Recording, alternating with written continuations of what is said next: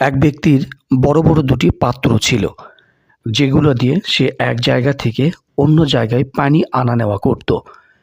একটি পাত্র ছিল ভাঙ্গা।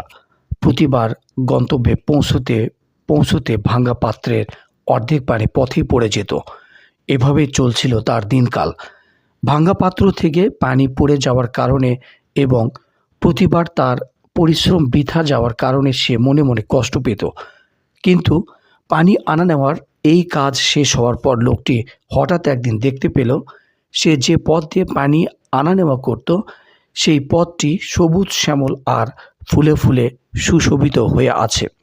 এই গল্পটি থেকে আমরা কী শিক্ষা পাই সে বিষয়টাই আমি আপনাদের সঙ্গে তুলে ধরছি।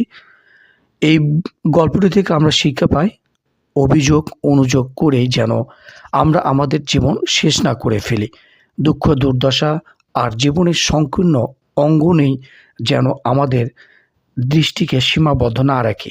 আমাদের উচিত জীবনের এই সংকীর্ণ অঙ্গন থেকে দৃষ্টি ফিরিয়ে আসা ও প্রত্যাশার বিস্তৃত অঙ্গনে দৃষ্টি দেওয়া, যেন আমরা অচিরেই আশার এক আলো ঝলমলে জীবনের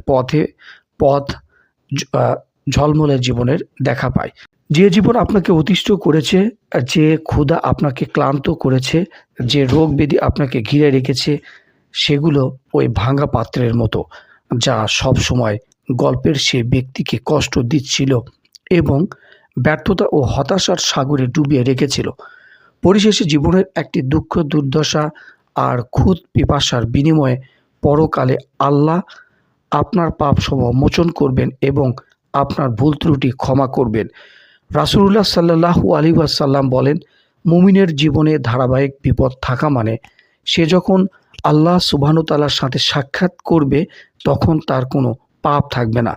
সুতরাং আমাদের জীবনে যে বিপদ আসবে এবং যে সংকট আপনার প্রতিদিনের সঙ্গী, তা মূলত আপনার গুনাহ মাপের জন্য, আপনাকে পবিত্র করার জন্য।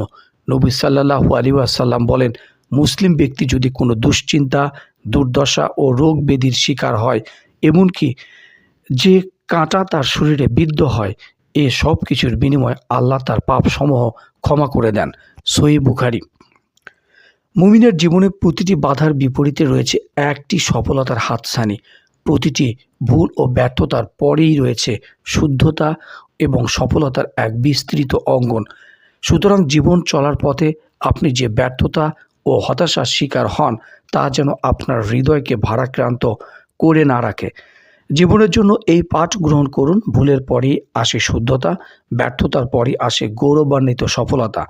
প্রত্যেক দুঃখের পরই রয়েছে সুখ, প্রত্যেক হতাশার পরেও রয়েছে আশা এবং প্রত্যাশার হাতছানি। অপমান অপদস্থতার পরই রয়েছে মর্যাদা ও সম্মানের চাদরে মোড়া সুখময় এক অনুভূতি। অতএব চলার পথে যত বাধাই আসুক, হতাশ হবেন না, বিপদ দুর্দশায় শঙ্কিত হবেন না, দুর্যোগ দুর্বিপাকে ভেঙে পড়বেন না। আপনার সঙ্গে যা কিছু ঘটছে তার একটি সুন্দর ব্যাখ্যা বের করে আনার চেষ্টা করুন এবং ভবিষ্যৎ সম্পর্কে সুধারণা পোষণ করুন। অচিরেই আল্লাহর ইচ্ছায় আপনি এমন এক জীবনে পদার্পণ করবেন যা আপনার ভবিষ্যৎ জীবনকে আনন্দিত ও আলোকিত করে তুলবে ইনশাআল্লাহ।